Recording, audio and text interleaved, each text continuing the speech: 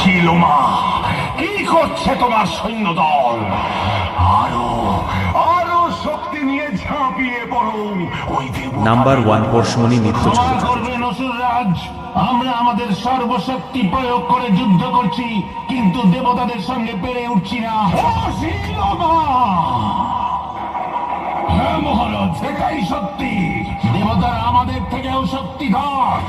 আর তার জন্যই দেবতারা ওই মানুষগুলোর পূজা পায়। এ হতে পারে না, এ হতে পারে না।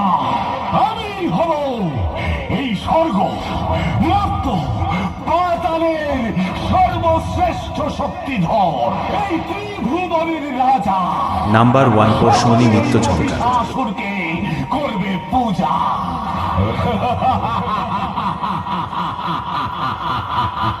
এ কি করে সম্ভব অসুররাজ?